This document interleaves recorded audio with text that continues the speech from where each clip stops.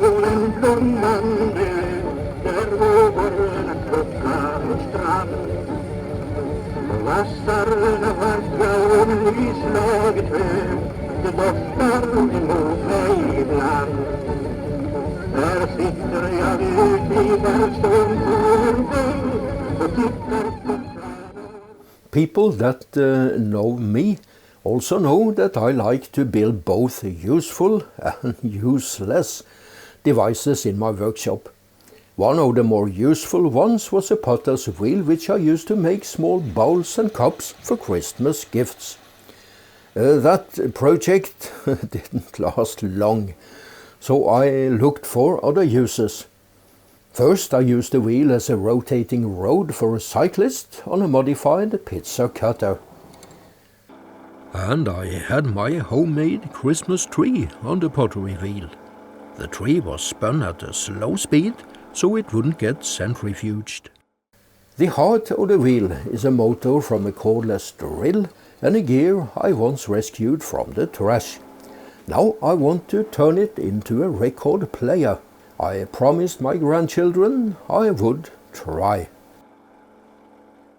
Of course, my record player would only have been revolutionary if it hadn't been invented almost 150 years ago.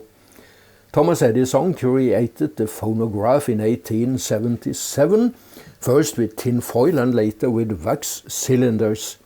10 years later, Emil Berliner made the flat disc, spinning at 78 revolutions per minute, and these became known as 78 records. Until 1950, most records were made of shellac, a resin from the lac insect found in India and Thailand. But as records, they were brittle. If you dropped a record, you ended up with pieces of your favorite music, literally. My task now is to make a sound head that can pick up the music from the record. The principle is simple. A needle follows the grooves, the movement goes into a thin metal membrane, and the sound is amplified through a horn. Small vibrations become larger ones, and the music fills the room. I decided to use the metal from a soda can as a diaphragm. My workshop is located right next to my home. I managed to make a piece of metal without cutting myself.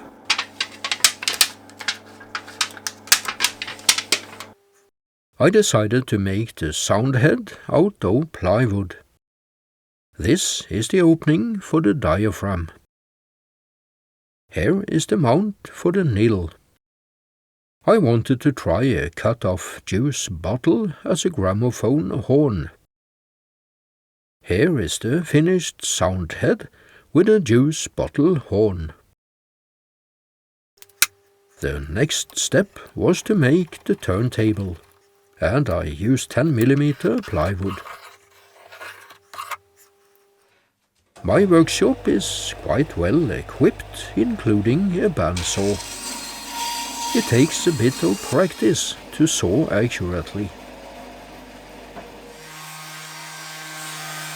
A sander saves time and effort. Pillar drill makes hole at 90 degrees on the turntable. The turntable is screwed onto the disc that was used for turning pottery. The record must spin at 78 revolutions per minute as accurately as possible. Therefore, I printed a stroboscope disc. Under the light from alternating current at 50 Hz, the lines appear stationary at the correct speed. I bought the 78 RPM records from a friendly lady on finn.no, a Norwegian online marketplace. I was lucky and got a record with Enrico Caruso. He was one of the world's first recording stars. The spindle was too thick, I had to use a file. And now it's time to try my homemade record player.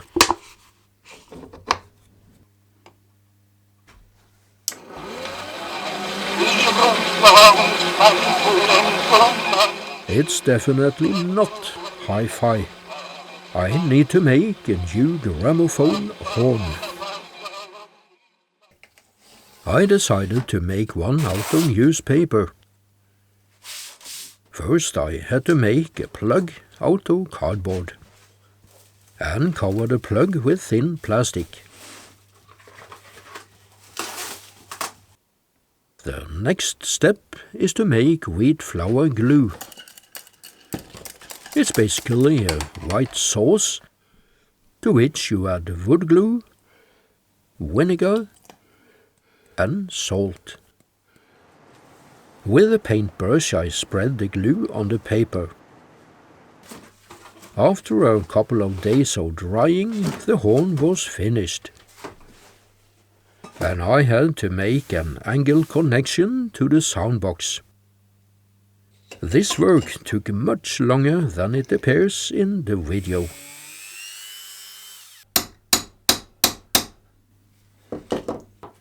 Finally, I can try out the new gramophone horn. A weight is meant to ensure that the needle doesn't press too hard on the record. Once again, it's a record featuring the famous Swedish singer Evert Taube. I filed the gramophone needle down from a nail.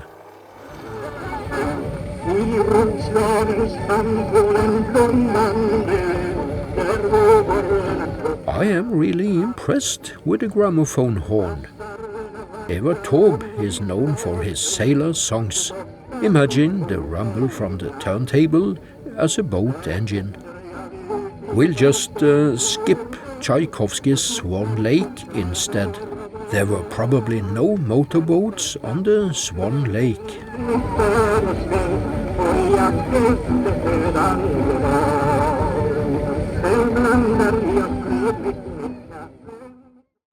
I have to admit, hi-fi quality it isn't. But I did manage to bring the Swedish singer Evert Taube to life, using a homemade turntable originally meant for shaping clay, and a bunch of random stuff I had laying around. And, truth to be told, the sound is also the result of many hours in the workshop. Some people say I am a bit eccentric, but as a friend of mine likes to say, does it really have to be the goal to be completely normal? To see how good the sound head and the gramophone horn really are, I bought an old record player on the fin.no marketplace. I removed everything except the motor and the drive mechanism, and I am actually impressed with the sound.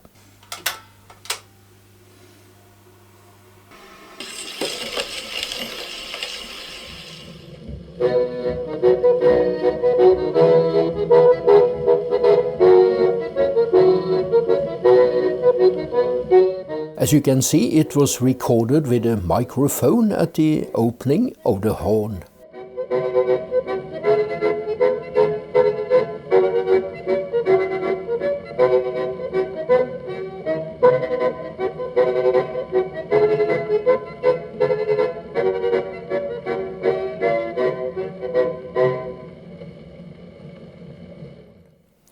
Now I'm looking forward to playing records with my grandchildren.